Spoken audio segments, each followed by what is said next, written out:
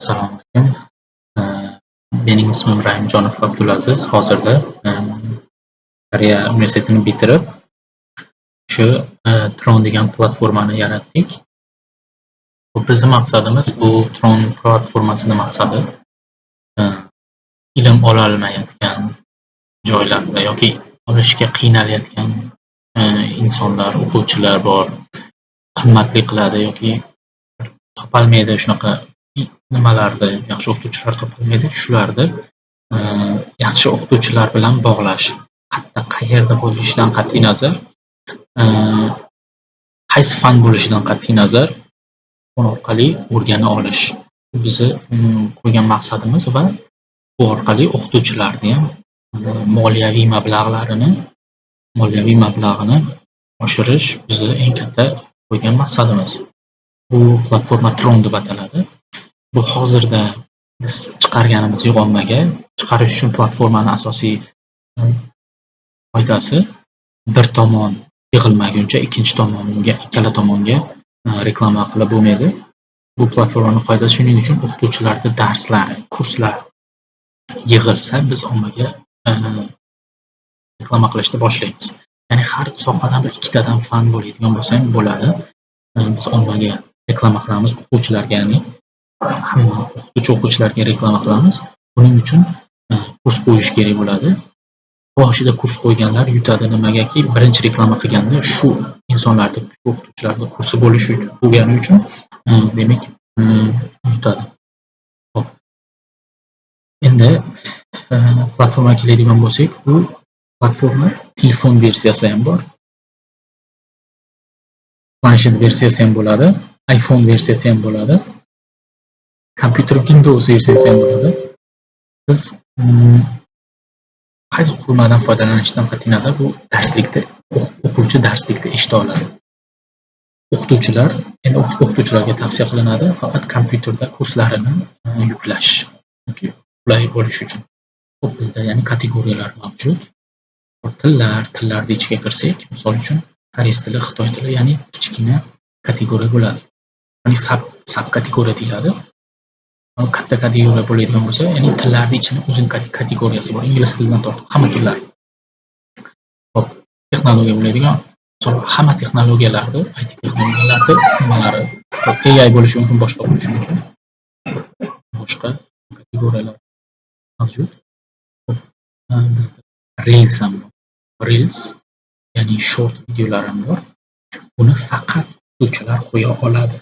Faqat o'qituvchilar. Sababi bizdagi social media, ya'ni biz maqsadimiz ya'ni ilmiy social media yaratish. Bu social mediani maqsadi ya'ni ilm tarqatish bo'ladi.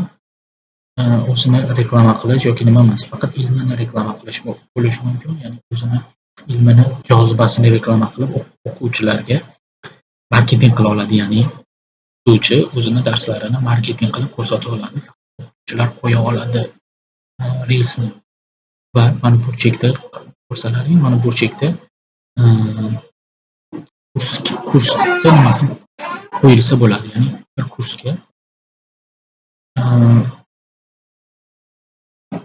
kursga link qo'ysa bo'ladi. Ya'ni siz kursingiz bo'ladigan, sizni nimangiz bo'ladigan o'quvchi ko'rib, shu link orqali kursingizga kirsa bo'ladi.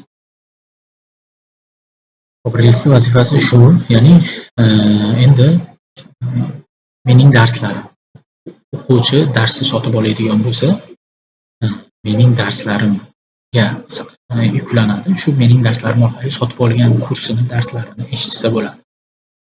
Keyin bizda kashf et degan tugmasi bor.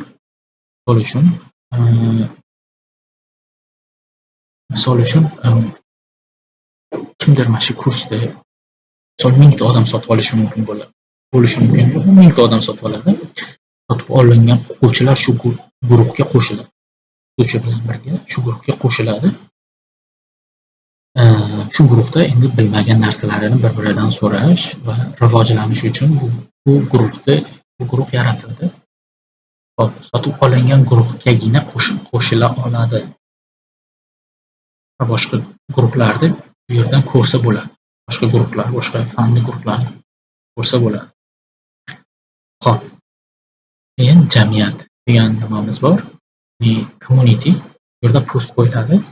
O'qituvchilar hamma post qo'yiladi, ya'ni ilmiy bo'ladi. Biz shikoyat tugmasini qo'shamiz. Agar misol uchun o'zlaring bilsalaring Facebookda, Instagramda bo'lar-bo'lmas kimsizlar, har xil qadriyatga to'g'ri kelmaydigan narsalari bor, o'zbek qadriyatiga to'g'ri kelmaydigan.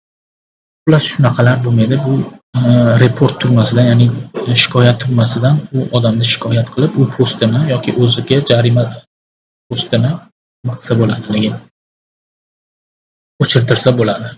Bu postda ko'proq ilmiy, ya'ni hozirda bo'layotgan ishlar, ilmiy narsalarni tarqatsa bo'ladi. Xo'p, eng burchakda sizni profilingiz bo'ladi.